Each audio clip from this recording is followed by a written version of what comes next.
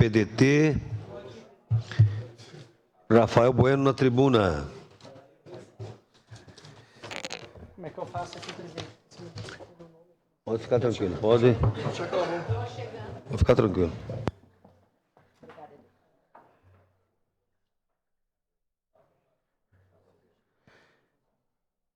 Obrigado, presidente. Bom, o que eu gostaria de falar hoje, presidente, é repercutir um pouco as últimas oitivas da CPI da Saúde, a qual nós temos um grupo de vereadores e vereadoras que estão trabalhando muito, e quero parabenizar todos os vereadores, como eu sempre faço, da presença em todas as oitivas, em todas as reuniões. Nós prorrogamos, nessa última terça-feira, por mais 30 dias, a partir do dia 25 deste mês, por mais 30 dias, a CPI da Saúde. Há 20 anos, vereador Alberto Meneguzzi, 20 anos que Caxias do Sul não tinha uma CPI. E nós temos uma que está dando muito trabalho, mas também nós estamos abrindo a caixa preta de muitas instituições, de muitas coisas que a gente não sabia. Uns dizem que é ético, a gente pode fazer a avaliação de forma que não seja, né, de forma que talvez não é a forma mais ética. Então, nós tivemos as oitivas essa semana, principalmente da Fundação Universidade de Caxias do Sul, tivemos do diretor do Hospital Geral Sandro Junqueira, do atual procurador Maurício Gravina, e também ontem do ex-gestor, ex-presidente da FUCS, José Quadros, a qual ficou por 2 gestões.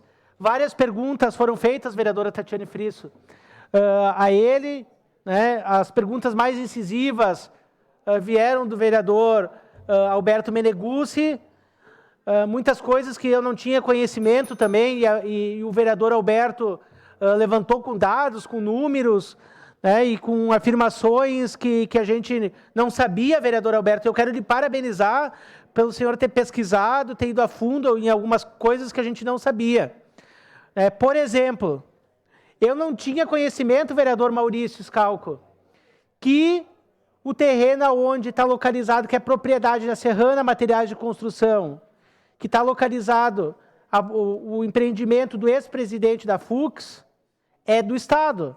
Era da FUCS, a FUCS perdeu o terreno, voltou para o Estado, que era para construir a casa do estudante, e ele está pagando aluguel via judicial.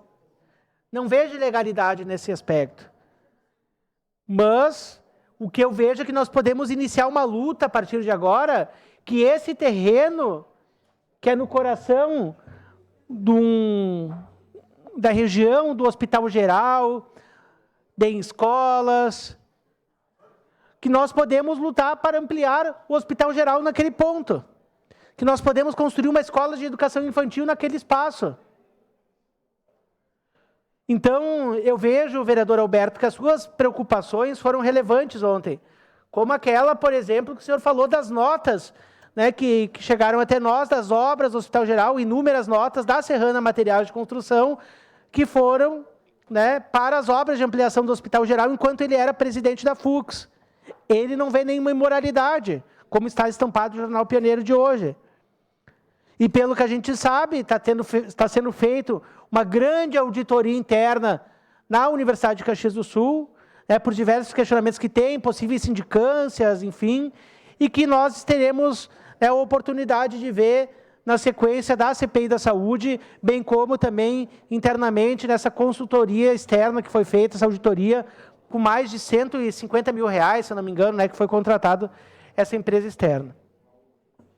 Nós também teremos a oportunidade de ouvir, semana que vem, o Hospital Pompeia, a diretora superintendente do Hospital Pompeia, Lara Salles Vieira, e também a presidente do Pio Sodalício, das Damas de Caridade, a senhora Sandra, que estará aqui conosco como 2 depoentes. E o assunto principal, colegas vereadores, eu convido a toda a Câmara de Vereadores, independente que os 10 vereadores, né, que estão participando assiduamente das reuniões, mas tem outros vereadores, cito o vereador Felipe Gremmelmaier, vereador Lucas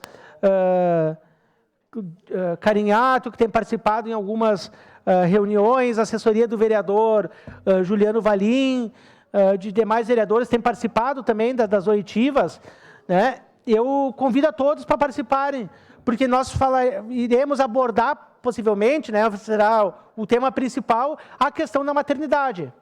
Nós estamos já finalizando o mês de outubro, e a superintendente diz que não tem mais interesse na renovação da maternidade do Hospital Pompeia.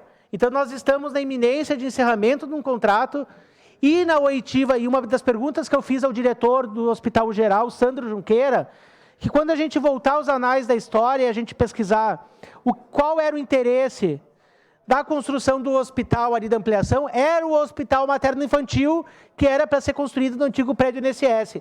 E o diretor do Hospital Geral diz que não tem interesse da maternidade naquele espaço. Deixou claro que não tem interesse da maternidade nas obras de ampliação do Hospital Geral. Pois bem, nós estamos há 1 mês e pouco do encerramento do contrato da maternidade.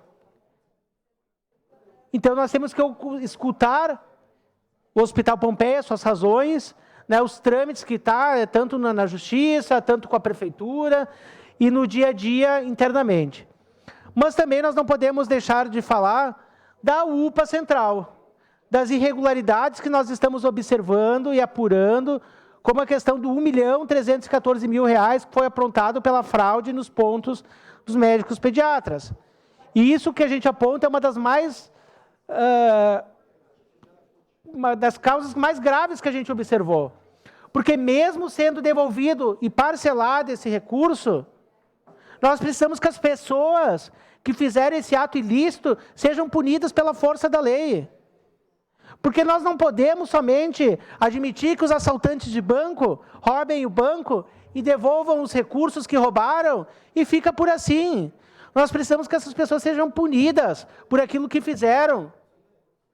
Porque elas pegaram um recurso que não era delas e principalmente, vereador Scalco, de pessoas que deixaram de ser atendidas possivelmente pelo SUS, de recursos a mais que a gente busca emendas parlamentares para ajudar no SUS.